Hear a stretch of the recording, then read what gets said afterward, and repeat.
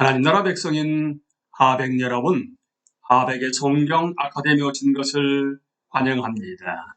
이 시간은 이사야 35강 시간으로 함께 나눌 주제는 이사야 40장으로부터 55장의 내용인 종이신 왕, 새 출애굽과 시온의 회복입니다.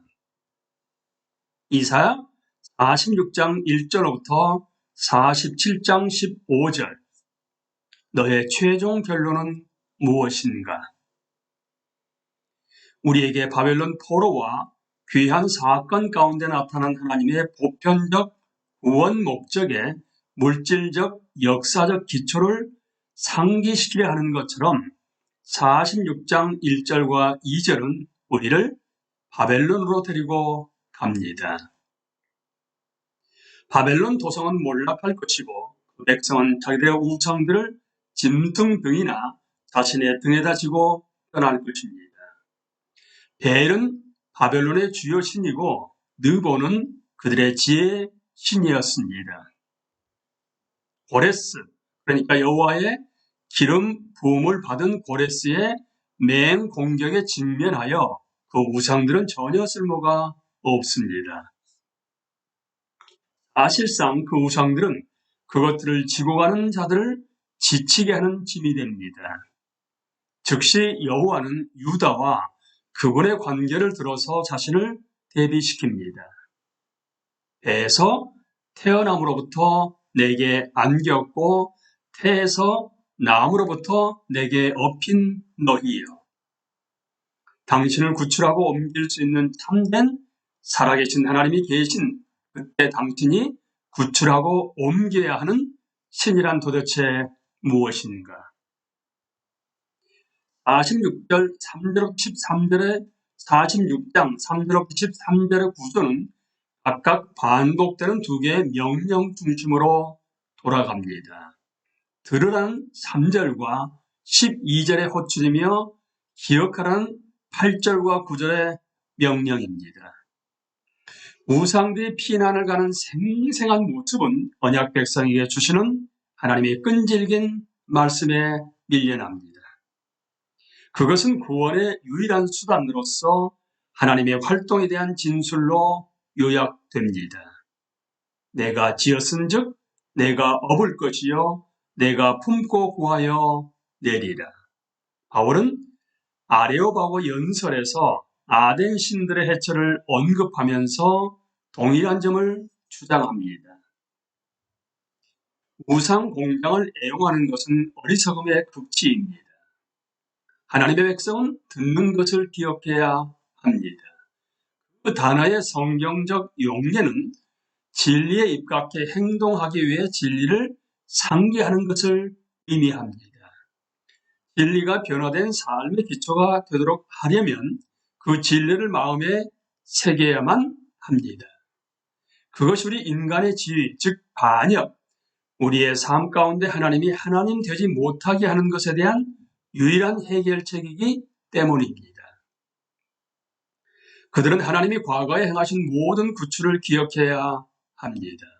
그것들은 하나님의 미래를 아실 뿐만 아니라 또한 그분의 주권적 권능으로 미래를 다스리신다는 것을 증명합니다. 하나님은 그냥 약속을 하실 뿐만 아니라 그것들을 확실히 지킬 수 있는 유일한 분이십니다.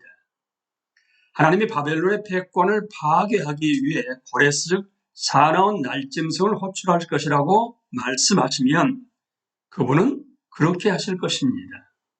그러므로 하나님의 백성이 끝끝내 반대한다 할지라도 그들은 들어야 합니다. 하나님이 약속하고 계시는 구원은 성취될 것이기 때문입니다. 우리는 7장에서 아하스가 직면했던 도전을 다시 살펴보아야 합니다. 당신은 무엇을 신뢰하고 있는가? 당신의 믿음은 어디에 근거하고 있는가? 신적 약속인가? 아니면 인간적 정책들인가? 하나님이 그분의 백성에게 제공하시는 의와 장려는 그분을 믿음으로서만 얻을 수 있다는 것이 이사야의 메시지입니다. 우상 숭배자는 그분의 형상을 따라 신을 만듭니다. 여호와는 그분의 백성을 그분의 형상에 따라 만들려고 하십니다. 47장 1절부터 15절은 조롱치 또는 모래라고 부르는 것의 강력한 예입니다. 그것은 한 나라나 신이 다른 나라나 신을 패배시키고 조롱할 때 부르는 것입니다. 그것은 정복과 승리의 노래입니다. 이 장에서 바벨론의 항복과 정복은 신적으로 연관된 조롱의 주제입니다.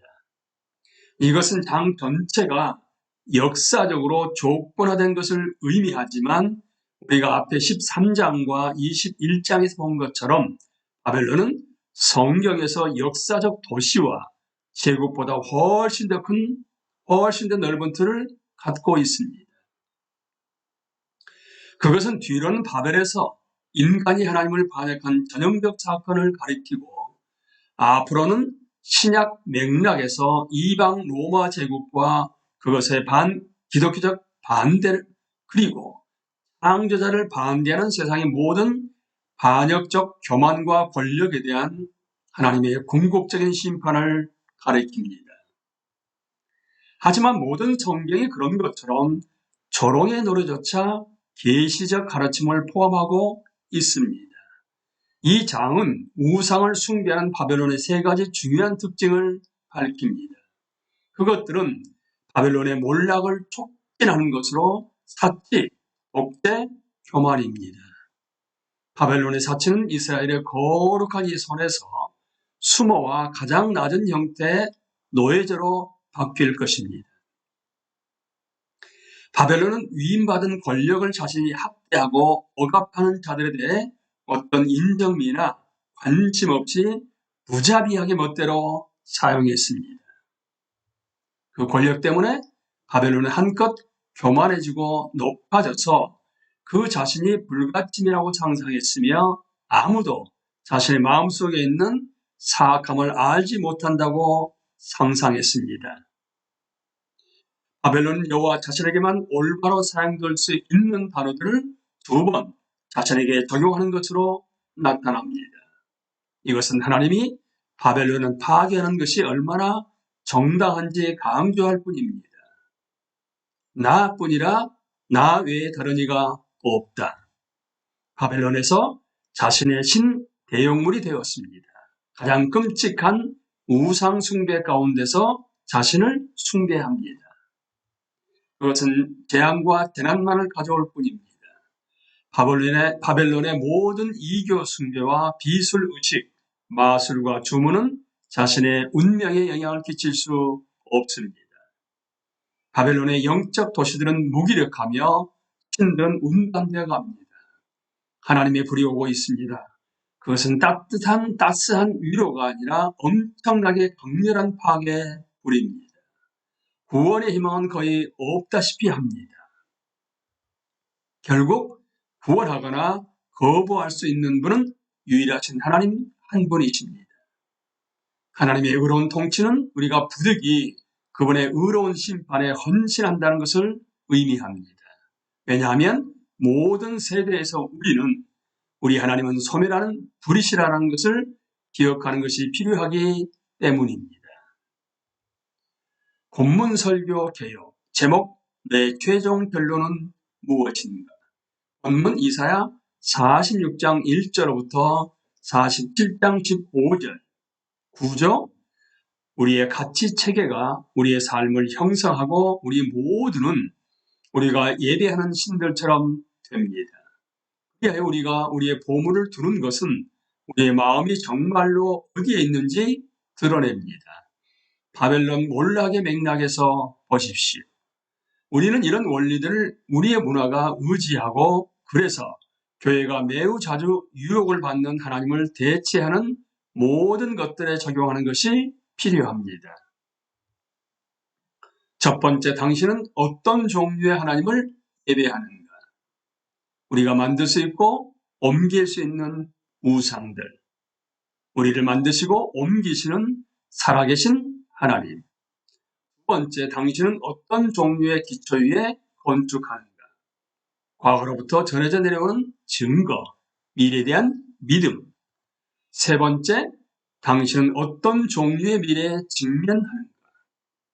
바벨론의 잘못된 확신, 사치, 권력, 교만, 바벨론의 구원할 수 없는 전적 무기력. 결론, 한 분 하나님만이 계십니다. 그러므로 한 분 구세주만이 계십니다. 그분을 의지하십시오. 우리는 이 시간에도 종이신 왕의 새 출애굽과 시온의 회복에 대해서 함께 나누었습니다. 강의를 마치겠습니다. 감사합니다.